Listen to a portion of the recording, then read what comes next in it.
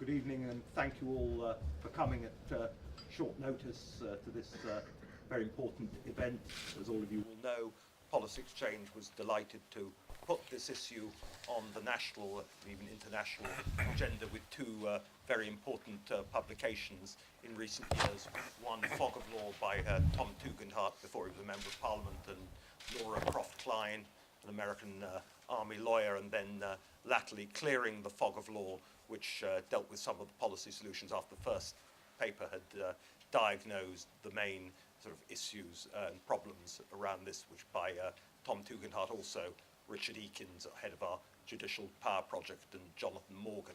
We've been very pleased to be able to continue a key part in this debate. The discussion rumbles on, not least in respect of the historical inquiries, and I see many people who've been important players in many of those individual debates and in individual jurisdictions and in particular historical situations. And we're of course delighted to be able to assemble this panel, a great many views also in the room, and particularly to be able to welcome our distinguished American visitor who wins the prize for the distance travel today, amongst many other things. Thank you for being here, and for parliamentarians of all parties, and indeed the two main parties and indeed others are represented in the room today. Just a slight variation on the original schedule and sort of plan of action. If I call upon General Petraeus, has been a great friend to us over many years. It's all known to all of you, of course, one of the preeminent practitioners of military arts in the world today, and indeed in the last quarter century, who's been observed this debate from the United States with great interest and concern, and we'll start with him and then move on to other panelists. So General, thank you for the effort. Thank you always for your goodwill towards Policy Exchange, and look forward to hearing what you have to say. Well, thanks very much, Dean, and thanks to all of you for coming this evening. Most importantly, thanks for your interest in and your relentless efforts to support members of the British Armed Forces and British veterans facing the growing risks of the judicialization of conflicts. This has, of course, resulted in increasing numbers of British soldiers finding themselves in courtrooms, sometimes many decades after events have taken place. And it's a privilege to do so with the colleagues up here, particularly with Johnny Mercer, who I was privileged to count among the soldiers under my command during my tour as the commander in Afghanistan, and also the former First Sea Lord, longtime friend as well. And just note something that perhaps would be a good example for Washington, and that is members of two different parties sitting on the same dais and apparently even talking to each other behind the scenes. It's a pleasure to look around the room tonight and see such a great audience, a lot of well-informed experts who are here, who have keen interest in this, other members of Parliament, veterans, defense journalists, and I think most notably Brian Wood, MC, a veterans campaigner and former color sergeant in the British Army. I want to begin this evening by acknowledging that while I am not a lawyer, I am about to make a few remarks about the risks of lawfare on British fighting power and the impact of human rights law on the battlefield. Given my experience as a commander of coalition forces on the battlefield, I've seen both the positive and potentially harmful effects that lawfare can have on fighting power. Thus, my remarks draw upon my direct and fairly extensive experience as a commander of forces operating within the boundaries of international law. I note, for example, that I was a staunch proponent of observing the Geneva Convention when in Iraq and Afghanistan from the very early days in Iraq, including in the treatment of detainees. And I was an early opponent of so-called enhanced interrogation techniques employed by some U.S. personnel. Those techniques, I might note, were not included in the list of permissible actions in the Army Field Manual on Human Intelligence Collection Operations, developed in 2006, the same year during which we developed the Counterinsurgency Field Manual when I commanded the Army's Combined Arms Center and oversaw the Army Combined Arms Doctrine Directorate, among many other schools and centers. Up front, let me be very clear. the British military and the military of my country are rightly subject to the rule of law. During armed conflict, all soldiers must follow clear rules restricting the use of force under the general framework of the law of armed conflict and the core principles of proportionality and military necessity. The specific rules of engagement developed to guide our actions in combat are founded on these principles and rules. Now, the term lawfare was a derogatory term when judge advocates in the United States began using it 17 years ago. However, a new and affirmative meaning of lawfare as adherence to the rule of law has entered the parlance in recognition of how effective such adherence is in fighting insurgencies in particular. So please don't misunderstand my statement of concern that follows. I refer not to the affirmative concept of lawfare that our governments and peoples rightly insist upon in their armed forces. My concern is with the negative connotation, that is, with lawfare as an abuse of legal processes and international forums. Because of that development, today we face increasing friction between basic principles informing the two main reference legal frameworks within which military operations take place. On the one hand, under the Geneva Convention, which codified the law of armed conflict, lethal force is allowed as a matter of first resort against a clearly identified enemy. On the other hand, under the European Convention of Human Rights, lethal force is to be used only as a last resort and only in exceptional circumstances. Today, this friction has increased here in the UK because the law of armed conflict is being steadily displaced by European human rights law. As a state party to the European Convention of Human Rights, the United Kingdom is thus subject to a different legal regime from the one that applies to the U.S. military. Created in the post-World War II era, the European Convention of Human Rights was conceived as a safeguard against despotism. Yet the European Court of Human Rights in Strasbourg has increasingly understood these rights in a more expansive fashion, treating the convention as a living instrument and gradually extending its application from domestic situations to the battlefield. This has affected the way military operations are conducted by some forces, giving rise to legal interoperability issues and also to new judicial pursuits against British soldiers and veterans. Understandably, this is having a chilling effect on recruiting, retention, and the overall morale of British armed forces. This evolution has been somewhat subjective and unpredictable, and it has increasingly made extensive litigation a reality for British soldiers who used force in a combat situation, even if they were complying with the law of armed conflict. As was clear in Afghanistan, this can undermine the British military's capacity to detain enemy combatants and to work with others, including the Afghan government and NATO allies. As a result, we see today in the United Kingdom an increasing number of investigations and a public perception that military leaders down to fairly low levels could end up in the dock for actions and decisions they've taken in the heat of battle in compliance with the law of armed conflict and national rules of engagement. Even more worrisome, some cases are going back not just a few years, but a number of decades. It goes without saying that these cases may not just cost the UK Ministry of Defence large sums of money, they inevitably also cause enormous stress and anxiety for those involved in prolonged and tendentious investigations. Today, the trust between British society and its armed forces and veterans, as well as the trust between leaders and servicemen and women operating on the front lines, is at potential risk. The current fog of law, created by the interplay between the law of armed conflict and human rights law, and the constant pressure of the European Court of Human Rights to widen the applicability of human rights law, stands at the heart of two fundamental issues from a military perspective.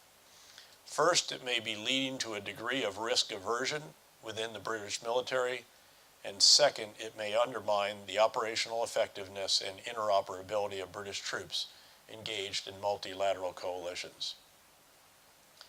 This unfortunate trend contrasts with the way the United States deals with the conduct of military operations in compliance with the law of armed conflict. The very special relationship between our two militaries, which has been built over decades of serving shoulder to shoulder in the hardest tests of battle, could be put at risk by the present situation.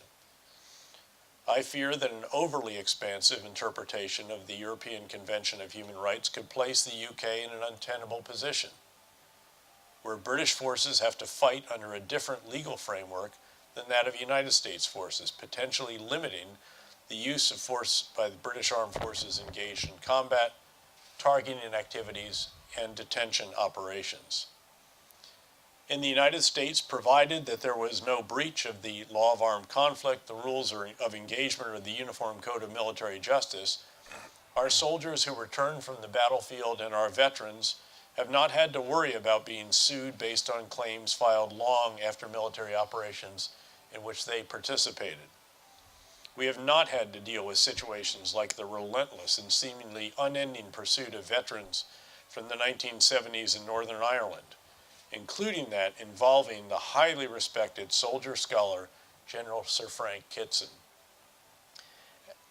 Nor have U.S. forces experienced the more recent pursuit of veterans from Iraq.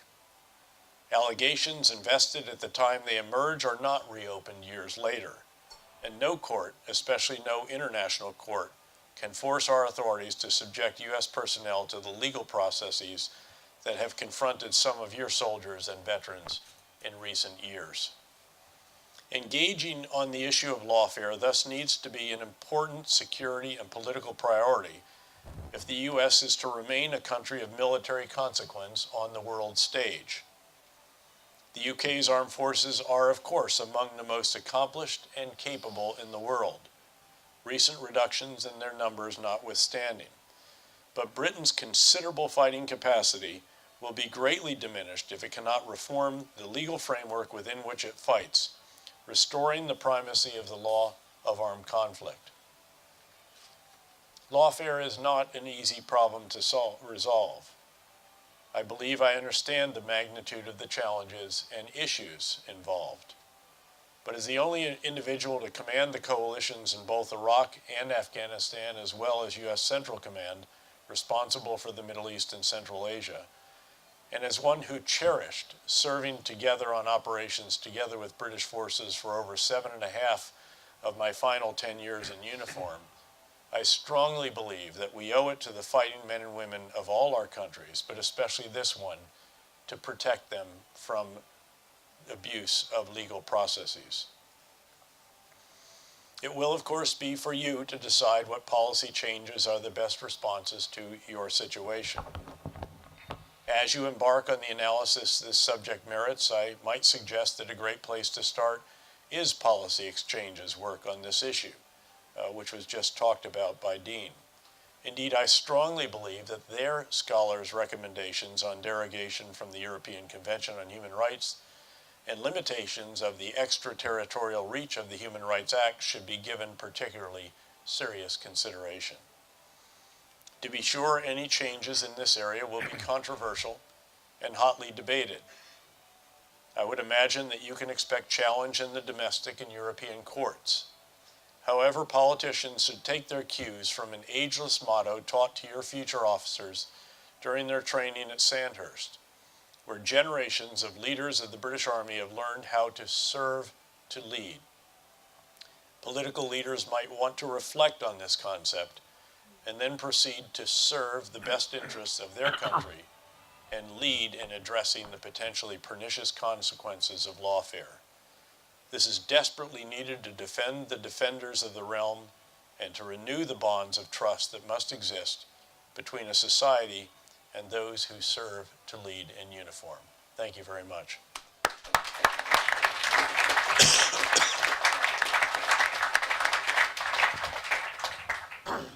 Johnny Mercer. Thank you, Dean. Thank you, General. The General's been a real sort of pillar of sort of advice for me coming into an arena of which I had no experience, and I'm immensely grateful to him. Thank you to Policy Exchange. Your work on the fog of law provided much of the intellectual ballast in this important fight. I came into politics for a number of reasons, as everybody knows, but I would be lying if I was not to be honest, as I have been before. I was a soldier in a previous life, and I was simply not prepared to stand to one side and watch the relationship between this nation's military and her political masters continue in the way it was. For me, obviously, this started in veterans' care, how we look after those who have served, with a particular focus on the wounded, injured and sick, both in body, but particularly for me, in mind. But when looked at in the round, there is perhaps no greater example of the lack of political interest in the military under governments of all colours in this country over the years than this international embarrassment that is the historical allegations process. When I initially encountered this in the form of the Iraq Historical Allegations team, I immediately used my position on the Defence Select Committee to launch an inquiry. What I uncovered with the help of some very good journalists was so appalling that IHAT was closed down on the publication day of my report by Michael Fallon, the then Secretary of State for Defence. I did hope that that moment would herald the start of a genuine effort by government to stop this profound abuse of some of our finest people and wanton destruction, as you've just heard, of our ability to defend ourselves as a nation. I welcome the commitments, of course I do, of the current Prime Minister in the 2015 and the 2017 election manifestos. But the truth is, we are yet to see action. We have widened our group significantly in this cause. It was lonely when I started this, with some rather strange attempts at intimidating me as a very new Member of Parliament. But I'm very, very grateful to those who now carry this torch, many of whom are in this room now. Nothing was ever achieved by oneself, and I'm enormously grateful to those who have come forward, particularly those who've been through the process, like Brian Wood, who you are going to hear from. But I'm afraid anyone worth their salt in this profession of politics must possess a hill that they are ultimately prepared to perish on, and I'm afraid this is mine. I will continue to chastise, expose and harass, regardless of rank or office, for people like Brian, who you are about to hear from. Their experiences, along with others here, have made me determined to ensure this government fulfills its obligations to those who have served our country. For ultimately, you will hear a lot of legal arguments here. Ultimately, this is a political problem. Legally, we could keep it going forever. Lawyers would make money, veterans' lives would be destroyed, and families seeking justice would never get that either, and that's often lost in this process. It is an intractable mess that requires political leadership to resolve, and in whose gift it is alone, it is to resolve, and that is the Prime Minister. I have been struck of late by the lack of understanding of the issues by senior officials and political advisors in government. Only this week, I received a two-sided correction of evidence given in Parliament by the Permanent Secretary in the Ministry of Defence to my questioning of him last week on this issue. And it is simply not good enough to show that level of lack of interest in what is going on in this process. It displays the very worst thing, the lack of interest from those who currently hold the privilege of their positions at the top of the MOD or indeed government towards an issue that is shaming us internationally and destroying some of our finest people.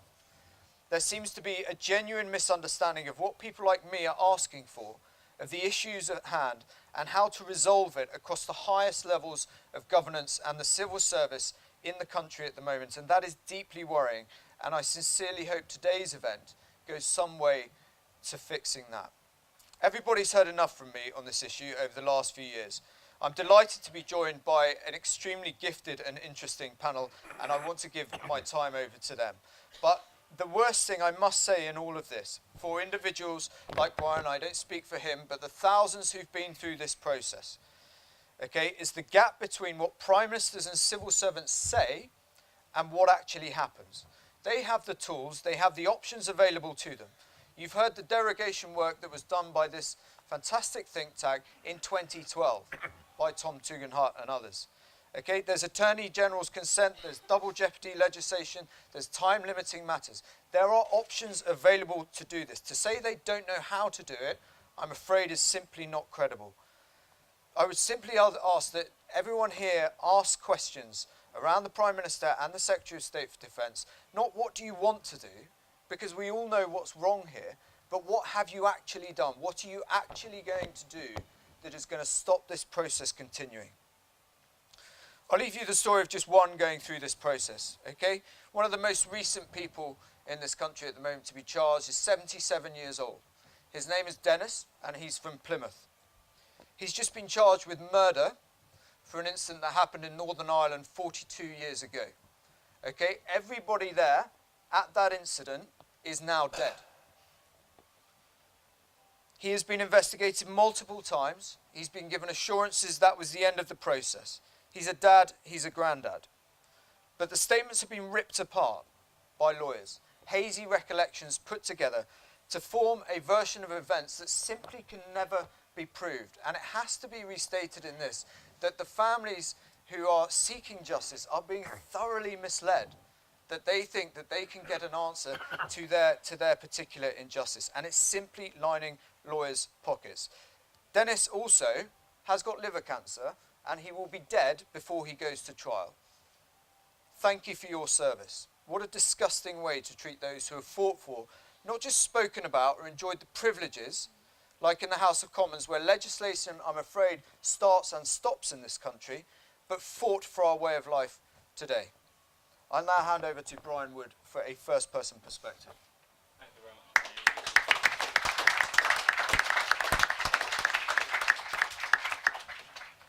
Good evening, sirs, ladies and gentlemen, honoured guest.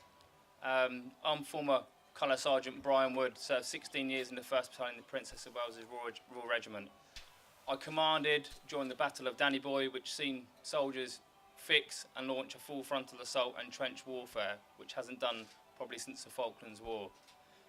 I was trained in that, I understood that, and I was comfortable doing that as a junior leader, understanding my values and the principle of war.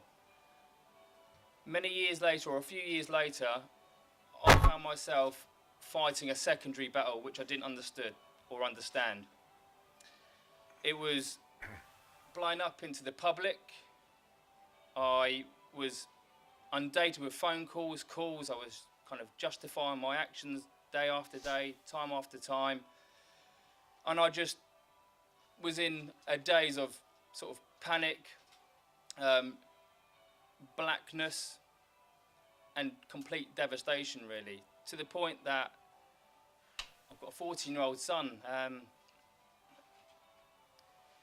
who goes to school, and all of a sudden his dad was now a murderer, and the kids will be kids, and they'll get around him and read a little bit what's in the press, and all of a sudden I've got to try and deal with and cope with a struggled household to the point of split, a son who is in a circle that his dad's a murderer, and then to the point that I'm in a waiting room ready to be cross-examined for my actions as a British soldier, which I loved and still love now. And I was in the dock, and I was just gutted, devastated that I was even there. And I was getting questioned by lawyers who I believe had no credibility to me, didn't understand decision making in extreme situations, didn't understand battlefield confusion, didn't understand warfare, and I was getting stripped of everything that I had, my values, which I hold most dearly to the British Army for instilling them into me. And I just, to be honest, I just felt like I was nothing. I was just stripped of everything, and I just couldn't believe where I was at. And that was a 10-year process. So trying to kind of mindset in the face of adversity and get on with your life, and aftermath of war is difficult, right? It's a hard thing to get your head around, especially when it's close quarter fighting, and when you're taking other, regardless if it's enemy forces, when you're still taking life so close that you can hear the enemy's last breath, it's hard to get your head around. To then have that, and these inquiries and allegations hanging over my head and other soldiers' head who were also involved in the Battle of Danny Boy, in my opinion, was the ultimate betrayal. I loved my job, and unfortunately, I never got to see my career through to the end because, it just enough was enough, and I was just kind of, I was done with it. There was too much pressure, and I couldn't kind of roll with it anymore. So I took the decision to come away after 16 and a half years as a frontline soldier, and I'll just summarise on, it punished households, mine included. It fueled post-traumatic stress disorder for other soldiers who were with me, and it's hard enough being a soldier without the secondary battle. In my opinion, it's just not fair. I get it if there's something which is done incorrectly or illegally, absolutely we need to go in and have a look at it. But there's got to be a statute of limitation, there's got to be a cut-off point, because you can't just keep doing this for 10 years. I don't know what sometimes it happened yesterday. And they're asking me, they're analysing every bit of detail, the inches on the plastic cuffs, how tight were they? I mean, I'm in a full-blown battle, trying to survive, trying to look after my men, and they're asking me how tight plastic cuffs are. I know, I get it, but there's got to be a timeline, there's got to be a limit. And I'll just finish off there. So thank you very much for your time. I do really appreciate it, and thanks for having me up with some distinguished guests. So thank you very much. I really appreciate it.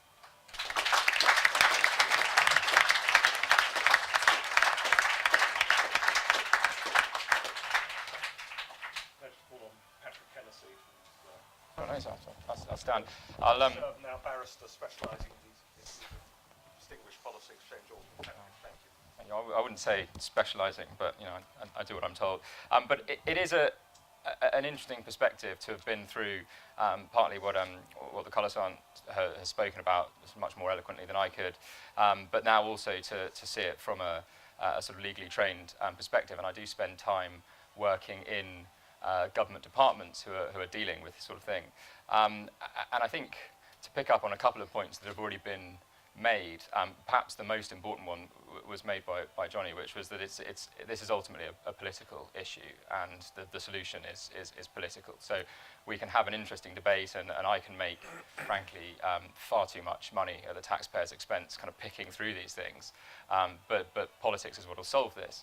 I thought another point that was made very interestingly and relevantly is the point about lining pockets, because again, I'm doing my own profession down. Lawyers make money, and while a lot of the organisations who are behind some of these claims are sort of political in certain respects and are campaigning in other respects, ultimately they wouldn't do what they do, or they wouldn't be able to do what they do if they weren't able to make money out of it. So again, the solution to that is political, but it is interesting to speak to people from other armed forces or from other countries who just find it extraordinary that not only do we open ourselves up to this sort of challenge, but that actually there are whole organisations out there making money out of it. One point that I wanted to touch on very briefly, and it's in my mind because it's literally what I was working on today, is that this is not actually new. I think we're thinking about it in terms of the conflict between, or the tension between international humanitarian law and convention rights, and obviously it's the Human Rights Act in 1998 which brings that into UK law. But actually, I've been doing a lot of academic study recently on the emergency in Cyprus, and I think there's a lot we can learn about a sort of insurgency from Cyprus. They were ahead of their time in a number of respects, the insurgents there. But one of the things they had was a very sophisticated lawfare campaign, where they knew they had a couple of sympathetic MPs in the House of Parliament, and they knew that the British forces in Cyprus and the colonial administration in Cyprus were minded to be seen to be obeying the rules. And there was a concerted campaign, which has been evidenced by captured IORCA documents, saying, let's bring totally unmeritorious claims and clog up their ability to fight a counterinsurgency. There was a sort of scurrilous reference to the precursor of the Strasbourg Court to say that Britain was committing all sorts of offences of the precursors to the legislation we now have. So this has been going on for 60 years.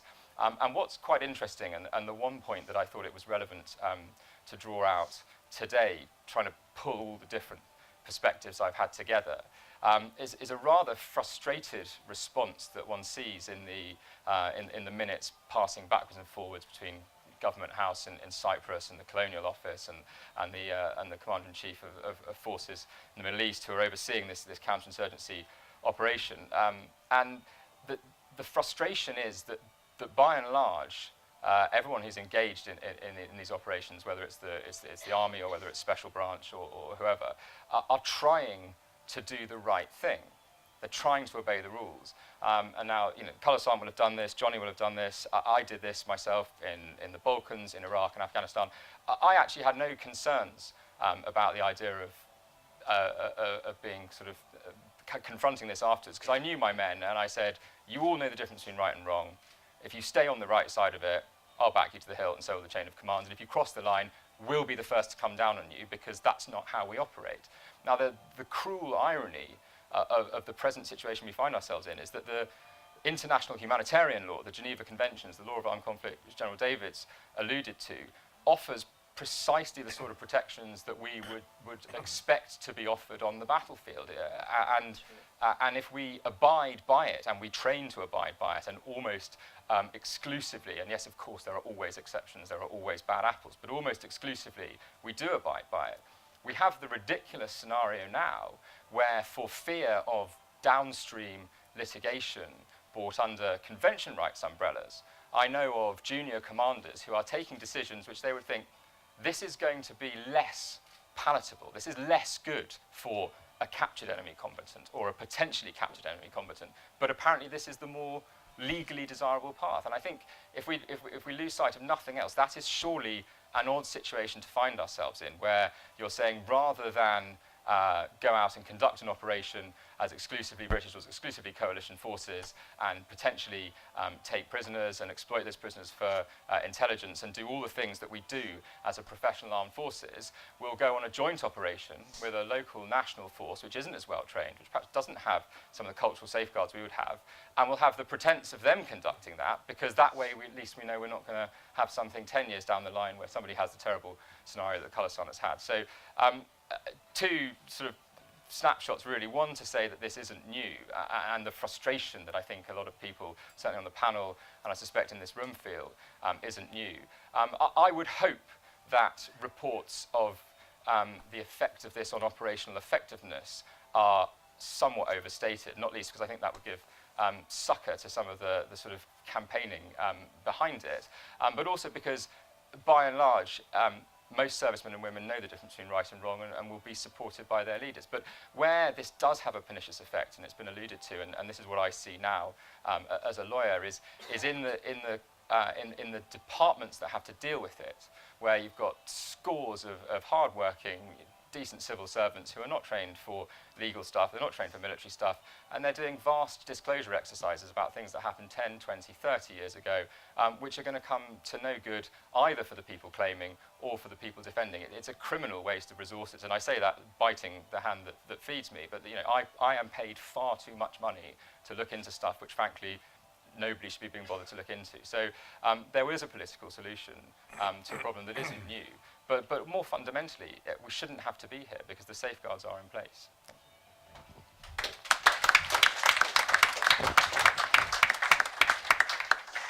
Great pleasure to call upon Julie Marionneau, who's our fellow for our Judicial Power Project and on these matters of lawfare, former officer of the French Armée de l'Air. Great experience, Julie. Look forward to hearing. Thank you, Dean General, distinguished guest. Thank you for having me here tonight. As a former officer and legal advisor of the French Air Force, it is a great pleasure that I give you a short presentation on lawfare and contrasting Franco-Anglo-Saxon approaches. First of all, the fact we observe across the channel the same phenomenon of judicialization of military operation, forcing an increasing number of our soldiers into courtrooms. Nevertheless, it must be noted that in 2013, the adoption of the short-term military planning law, French soldiers that are recently returned from a military operation seem to become less vulnerable than their British counterparts. And to that, simple fact, can we raised the question, can we talk about a French specificity to counter lawfare? Could the United Kingdom address the lawfare issue the same way France did? So my comments, real briefly, will seek to address the above question. And to this end, I will focus on 2 points. Briefly, exploring the origin of the judicialization of conflict in France through the evolution of the French military justice. And also, I propose a few points to reflect on the reason why it will be problematic for the United Kingdom to tackle the lawfare issue the same way France did. So, war is in many ways outside the scope of ordinary law, but to paraphrase the former Chief of Defense Staff, General de Villiers, dying in combat is not a work accident. And for General de Villiers, law does not preclude military action, but rather provides a legitimate framework to protect those men and women engaged in the conduct of hostilities. So to the eyes also of the French legislature, the debate is not today about balancing efficiency and legality. Rather, it is one of legitimacy, since the action of the French armed forces can only be successful if they are legitimate. Their legitimacy is obviously due to the respect of the law, that is to say, the international humanitarian law, whether it is an armed conflict or a non-international conflict, but also human rights law, which is applicable both in peacetime and wartime. So, briefly, the judicialization of the battlefield in France and its origin, and also the public response to it. I think it dates back, to before than 2010, but one really good example, which was relayed in the media, is the Battle of Kunduz and the ambush case that you're probably really familiar, unfortunately, with. And what happened briefly in Kunduz, 10 French officers after that, after being killed by the Afghan insurgent, they went to try, and the Paris Public Prosecutor's Office opposed the opening of the investigation and brought the case to the Paris Court of Appeal. However, in 2012, the Court of Appeal in Paris gave the green light to the investigating magistrate to determine whether there were any failures on the part of the chain of command on the day of this ambush. And from that moment on, the judicialization of military operations became on the political agenda. And we've seen President Hollande making a speech to the armed forces and saying, I quote, "Our soldiers who ensure the protection of the nation deserve in return that the nation protects them, including unnecessary judicialization of their action." So even the President of the Republic, the executive, was really clear in their mind that it was a problem here and it needed to be addressed. So without entering too much into detail, the French military justice system, in order to understand this phenomenon of judicialization of military operation and the impact it had in the French society, we must just understand the trend that we went through 50 years from after the war to now. So it was a double movement in France. We started from a military justice where military soldiers were tried into military court to something very civilian. Now a military soldier is tried into a civilian court by a civilian judge. But the counterpart of that is that the legislature did so much more to derogate to the ordinary law by giving them, by introducing a new article in the defense code that offer better protection for the soldier. So that's the gist of it. And in 2000, and so basically the last legislation in that sense, the last article in the Code of Defense gives more protection to the soldier who's engaged in the battlefield. So during an operation outside of the national territory, French soldiers are permitted to use coercive measures up to use of lethal force as long as it is necessary for the mission and fall within the rules of international law, understanding they abide by the law of armed conflict, by the national rules of engagement. And basically, this clarified that French soldiers can use force in contexts outside of self-defense, which was not the case before 2013 and the reform of our defense code.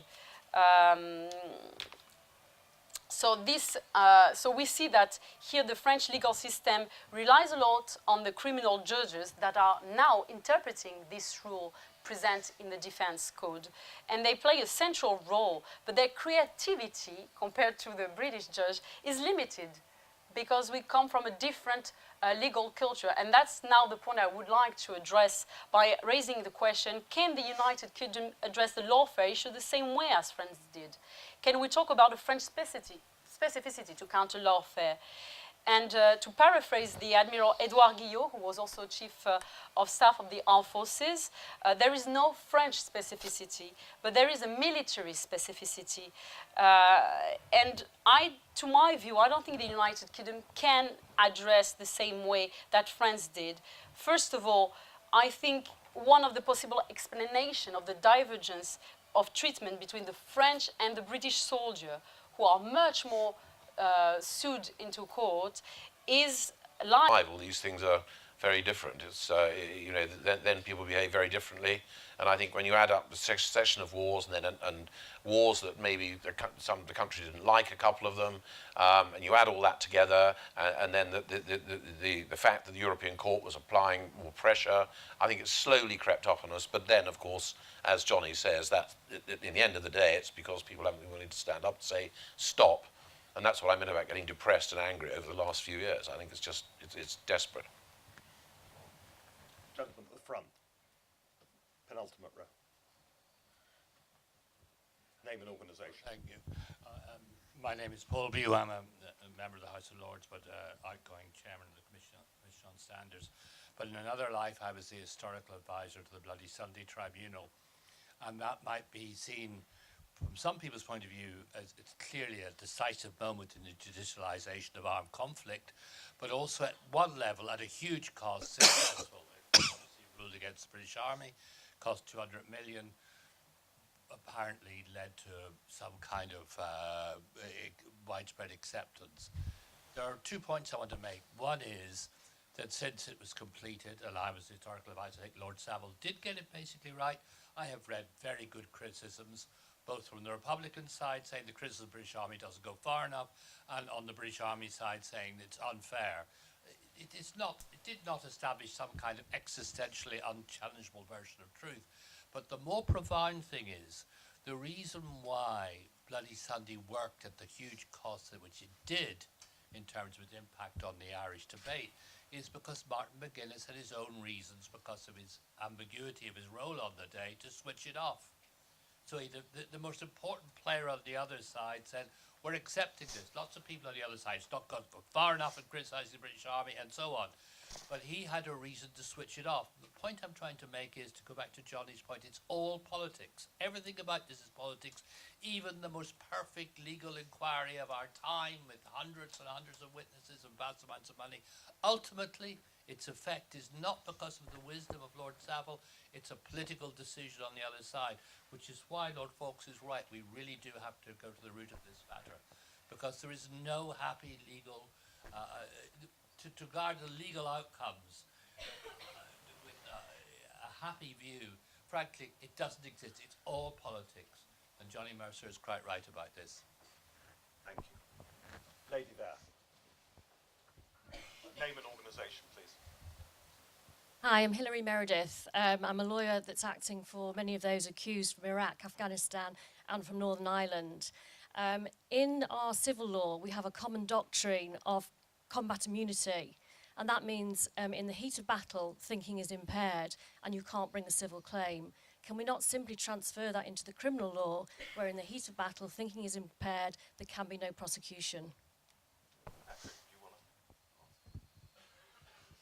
Yeah, it's a little bit above my pay grade. I mean, I think... Cost £100 for this advice. He's a lawyer, you see. I think what I would say is that I think we want to be careful not to throw the baby out with the bathwater. We don't want to... I don't think anybody is interested in creating an environment where the armed forces acts with some sort of impunity. And I think it might be going too far to say that combat immunity applies in a blanket way to criminal acts, because that would cut across some of the sort of principles of the Geneva Conventions of traditional law of armed conflict, which I think we're advocating as a good baseline. I mean, in my experience of precisely those sort of scenarios which would be covered by combat immunity, I go back to that point I made in my talk. Your guardsmen or whoever they are, they know the difference between right and wrong, and you've got to I think we've got to keep that in mind. I mean, there's a degree of consensus in the room, and I'll venture to say something that might be sort of slightly unpopular, but there's an extent to which we get ourselves into this mess as well. I mean, the inquiry that Colour Sergeant was subject to, and all the investigation into the Battle of Danny Boy, which ultimately was shown to be, groundless and a huge waste of time and a huge cause of stress for Colour Sergeant and his regiment. But that comes straight out of Baha Mousa. It comes because we do something unambiguously wrong. And I think what we're trying to find is a system whereby we can keep to our standards, punish the people that don't fulfill those standards without creating a situation which stymies our effectiveness and gives succor to the people who want to try and chip away at it. So my worry would be that to just say combat immunity, criminal action can't apply, I think that would be going too far. But I think there should be a more nuanced appreciation of the specific pressures of the battlefield. And I think the quote from the French Chief of General Staff was wonderful. In reams of claims that I see, I wish somebody had been so clear to say that it's not a workplace accident. I think that's a better approach than just to say criminal liability. Can I just say, Baha Mousa, Please stand up, please, so we can hear. Can you just wait till the mic so people can hear? Hi, Baha Mousa wasn't in the heat of battle. It was a detention case. I'm talking about on the battlefield where mistakes are made in the heat of battle. There could be a reduced charge of manslaughter rather than murder, or a general defence. No, you're all shaking your head there. Anyone else want to come back on? I would just add that it is actually very, very important that there is a legal foundation for what it is that we do. It begins with the law of armed conflict.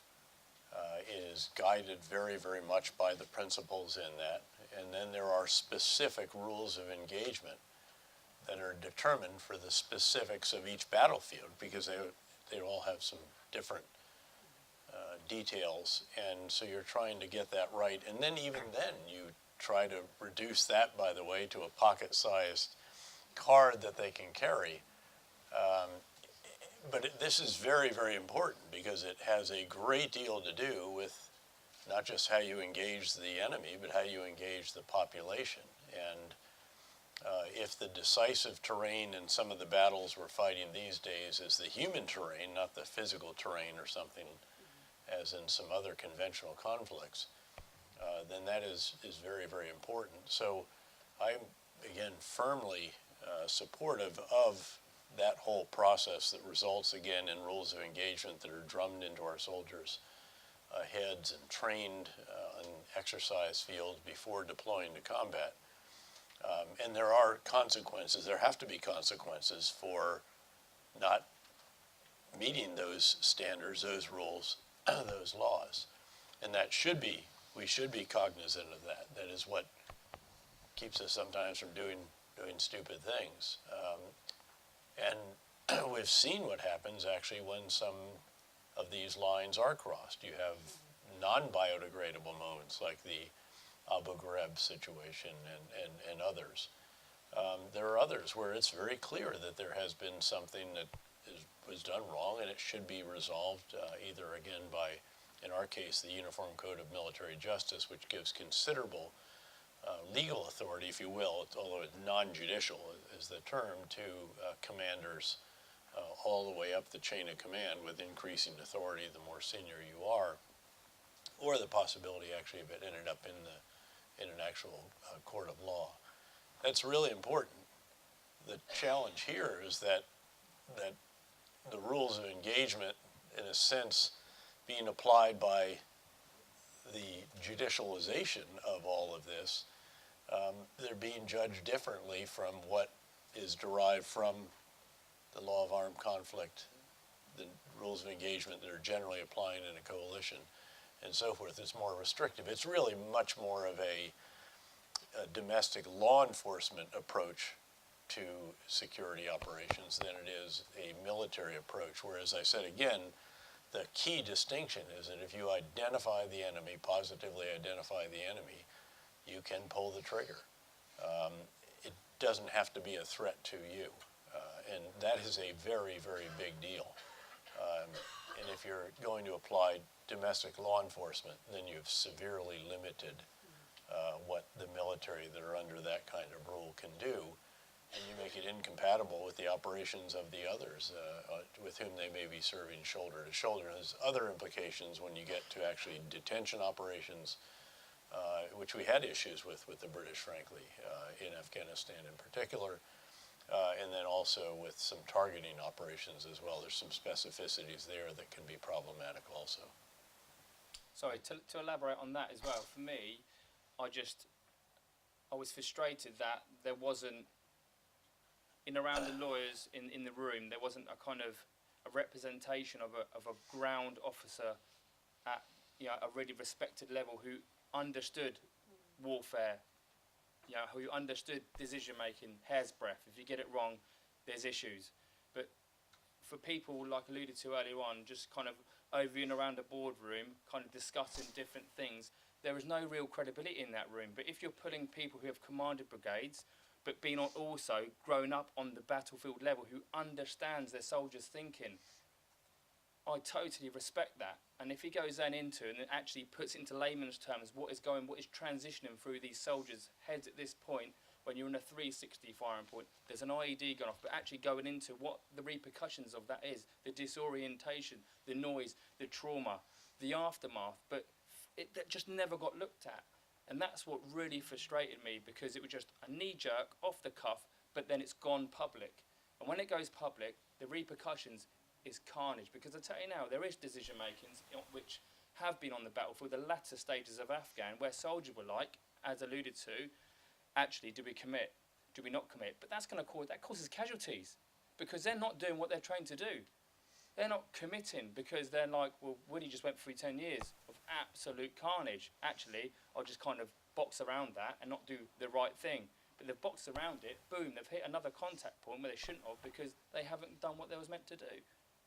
If there's an issue, we've got to get around it, a ring of steel around it, have incredible people in the room and actually really dissecting it, going into the detail and understanding, because at the moment, in my opinion, it just doesn't get done, or it's just starting to now. Just one other quick anecdote. I remember early on in Iraq, there were a lot of developments that frankly just didn't turn out according to the assumptions that we were told. And candidly, when we were still down in Kuwait, I was a 2-star general division commander of the Great 101st Airborne Division. I remember asking in the final gathering of the commanders before we went back out to our desert encampments and prepared to go through the berm and over the berm. They said, any questions? And I said, yeah, I'm sorry to ask this again, but once we take down the regime, once we get to Baghdad, once we do all that, what happens then?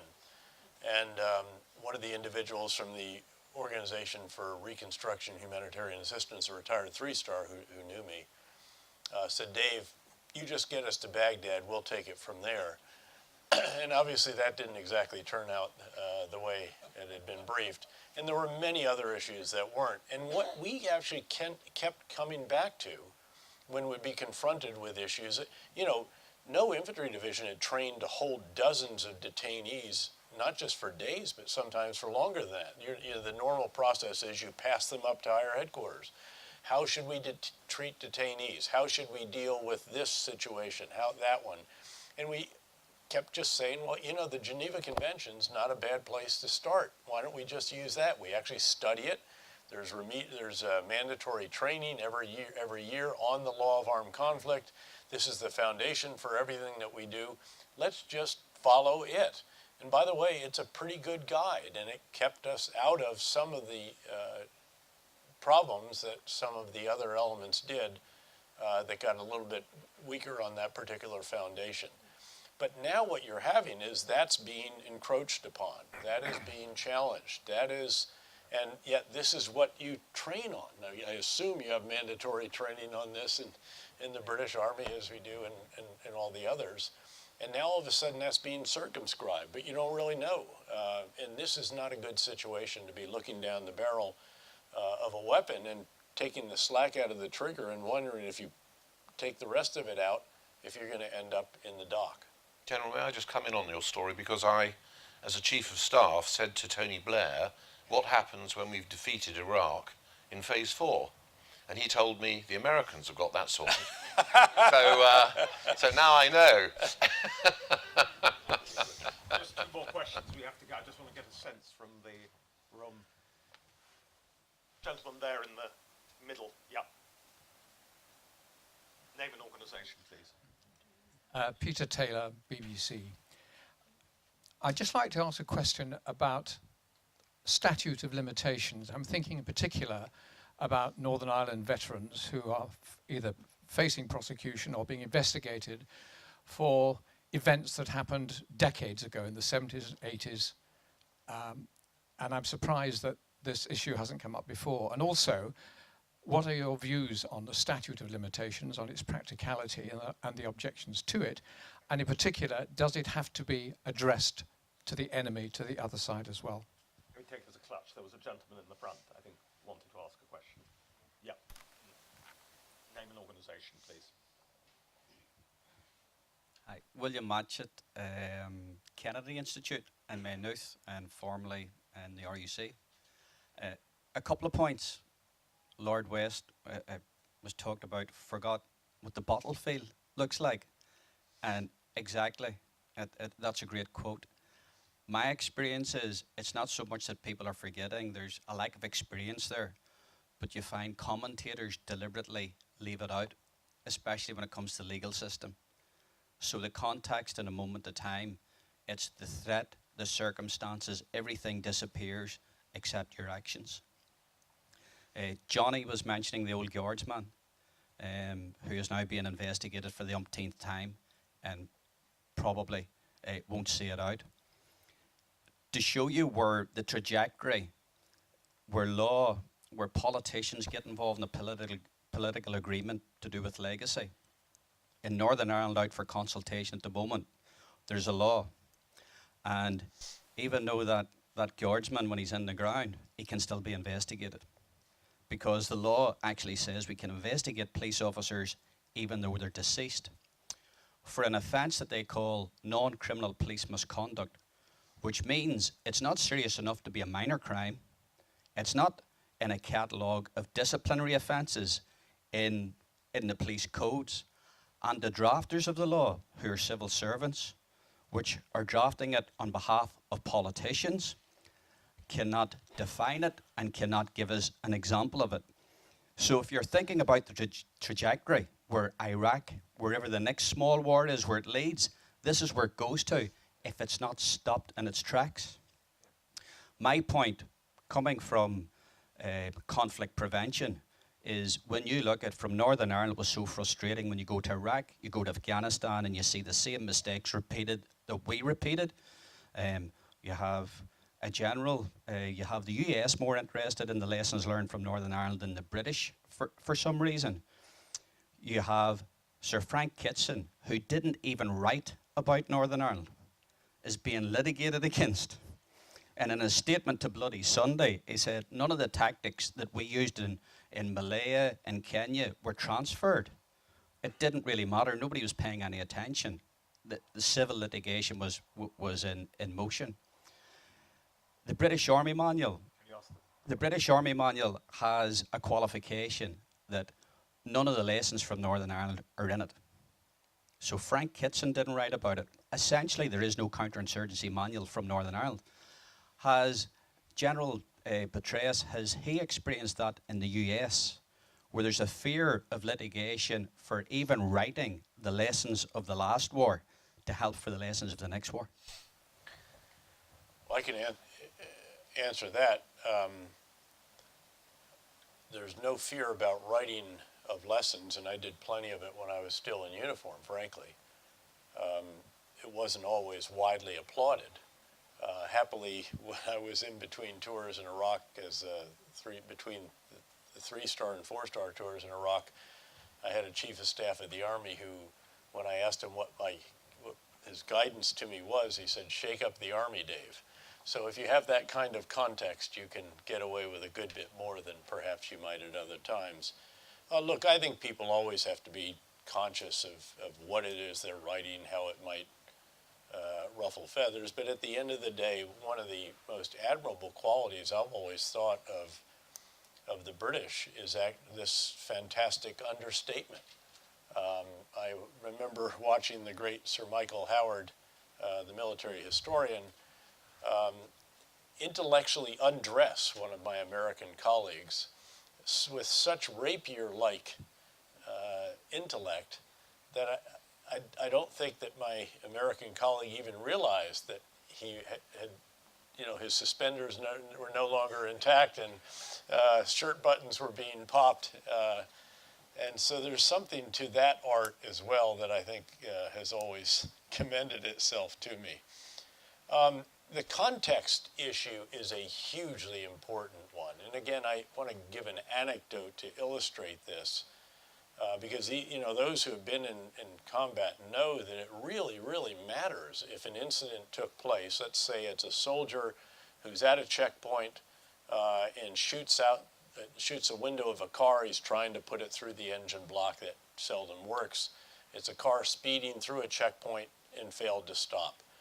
And tragically, the driver or an occupant of the vehicle was killed. It really matters if that took place in a scenario where there was intelligence provided to that soldier that there were other suicide car bombs out, that there had already been one blow up in an adjacent checkpoint, it's raining and it's dark at night, and the wind is blowing, or if it took place in another area where there hadn't been a suicide car bomb in the last 2 years, it's broad daylight, the checkpoint wasn't all that good, et cetera, et cetera. This is crucial. And again, I think it's very easy to overlook contextual circumstances as you get into the situation that the color sergeant found himself in, being questioned endlessly about very minor details, when of course what you should be doing is recalling again what several up here have noted, which is the degree of chaos, the degree of uncertainty, the degree of sheer fear, and all the rest of that is the experience of those in a tough situation in combat. Anyone want to come in on the panel on Peter Taylor's question? A statute of limitations. I think there's been a few options put around by people far more clever and gifted than me who work in the legal profession. I think we'll end up probably with something that actually works, might be around Attorney General's consent or something like that, or the idea that you can't prosecute without any fresh new evidence that has come forward. But ultimately, this stuff, I'm afraid, comes down to making a decision, right? At some point, someone has to make a decision about which legislation we're going to do and how we're going to get there. Because at the moment, it is this freefall that I'm afraid is absolutely driving a wrecking ball through our veterans and service police communities, but also our ability to defend ourselves. Ultimately, comes down to leadership and politics, and I sincerely hope we get there. Any of our lawyers want to come in? The statute. Oh, don't give it a chance. I guess the only thing I'd say is that it's not necessarily a solution, because as you see from the claims brought in respect of the Mau Mau insurgency and historic claims, you can find ways to try and bring the claims. It's just that you'll have an argument first about whether a statute of limitation would apply or not. So a lot of the debilitating effect that I suspect we're trying to prevent wouldn't necessarily be obviated. There'd just be a sort of a nice legal distinction between whether you're having an argument as a preliminary issue. So I'm not sure it's a silver bullet, and that seems to be the experience at the moment, where we're sort of dealing with things from quite a long way in the past anyway. Nothing really on the statute of limitation, but one thing on top of my head that the French systems allow, and it's also before investigation, the judge is making the call if the soldier will go to trial, or if he will be acquitted for criminal liability. And I think in a couple of example in Kosovo or even in Côte d'Ivoire, where you have checkpoints, the soldiers are using the force, and it's legitimate, and the judge is doing this inquiry, and the soldier will never see the courtroom. And I think this is really also healthy, because it's based on the legislation which has been put into a motion by a social debate, a public debate, and then through the legislator, and then applied by the judge. So I think also it's also interesting to have this kind of consideration. No, that's I agree. Brilliant. It's been a great discussion. Thank you all for coming, and we'll obviously continue to be at the heart of debate. I should also add there's a likelihood of, just from the representation we've had from across the political spectrum, for an all-party parliamentary group that would address these matters and, as it were, ensure that the focus is kept there on it. So watch this space. Thank you all for coming. Thank you to our panellists. Thank you. No, pleasure, my pleasure.